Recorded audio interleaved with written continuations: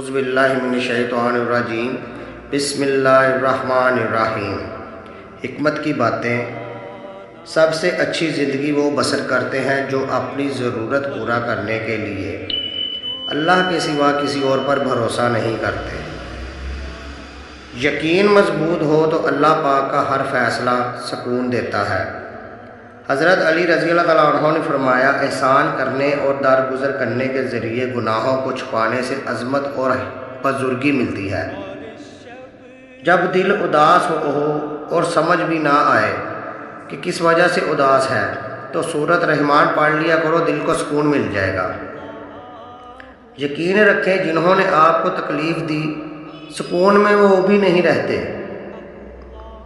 کچھ لوگ گھڑی کی طرح ہوتے ہیں، جب بھی ان کی طرف دیکھو اپنی اوقات بتا دیتے ہیں۔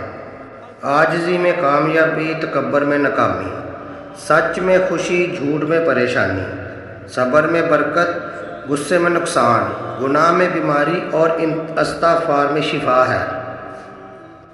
اے میرے مالک، ہر شر سے، گناہ سے آنے والی آفات سے، شیطان کے وسوسوں سے بچا۔ میرے مولا ہمیں سیدھی راہ پر چلنے کی توفیق عطا فرما۔ یا اللہ ہمیں اپنے حفظ و امان میں رکھ، آمین یا رب العالمین۔ بہت آسان ہے نیکیاں کرنا، اصل کام ہے ان نیکیوں کی حفاظت کرنا۔ ریاکاری، غیبت اور چغل خوری سے یہ سب خراب ہو جاتی ہیں۔ کوئی دن ایسا نہیں جب میں نے رحمان کو رحیم نہ پایا ہو۔ مولا علی کا فرمان ہے، تم کسی کو دل سے چاہو اور وہ تمہاری قدر نہ کرے تو اس کی بدقسمتی ہے، تمہاری نہیں۔ خاموشی کبھی کبھی بہت تفصیل سے جواب دیتی ہے۔ زندگی میں سب لوگ رشتہ دار یا دوست بن کر نہیں آتے، کچھ لوگ سبق بن کر آپ کی زندگی میں آتے ہیں۔ حضرت علی نے فرمایا ہے کہ جب تم دعا کرتے وقت تمہاری آنکھوں سے آنسو آ جائے تو سمجھ جانا کہ تمہاری دعا قبول ہو چکی ہے۔ نہ رکی وقت کی گردشیں، نہ زمانہ بدلا، پیڑ سوکھا تو پرندوں نے ٹھکانہ بدلا۔ وقت گزرنے کے بعد اگر کسی کو کسی کی قدر ہو جائے تو اسے قدر نہیں افسوس کہتے ہیں۔ ایسا لگتا ہے میرے اندر دو لوگ ہیں، ایک وہ جو پوری دنیا کو دیکھنا چاہتا ہے اور دوسرا وہ جو اپنا کمرہ نہیں چھوڑنا چاہتا۔ جگہ جگہ منہ مارنے والے کہیں کے نہیں رہتے، پھر چاہے وہ عورت ہو یا مرد ہو۔ بے قدرے لوگوں سے جذبات جوڑ کر سوائے بربادی کے کچھ نہیں ملتا۔ سب سے قیمتی ہدیہ، کسی کو کچھ دینا ہی ہدیہ نہیں ہوتا، بلکہ کسی پر غصہ آ جائے اس کا اظہار نہ کرنا اور کسی کے راز معلوم ہو اور انہیں چھپا کے رکھنا، اور کسی کو معاف کرنا بہت مشکل ہو اور اسے معاف کر دینا۔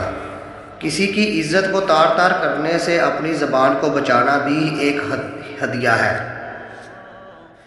جس مرد کی جرابیں پھٹی ہوں یا بٹن ٹوٹا ہو تو اس کو دو میں سے ایک کام کر لینا چاہیے، یا شادی کر لے یا طلاق دے دے۔ تھک گئے ہو کیا؟ دیکھو پریشان مت ہونا، وہ اپنے بندے کو مسلسل تکلیف میں نہیں رکھتا، راحتیں جلد نصیب ہوگی، آمین۔ انسان کے الفاظ سب کچھ ہوتے ہیں، دل چیر بھی دیتے ہیں اور دل جیت بھی لیتے ہیں۔ یقین، جانتے ہو یقین کیا ہے؟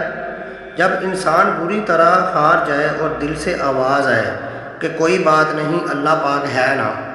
نصیب، رزق عورت کے نصیب کا ہوتا ہے اور اولاد مرد کے نصیب سے، لہٰذا رزق کے لیے کبھی مرد نہ چھوڑو اور اولاد کے لیے کبھی عورت نہ بدلو۔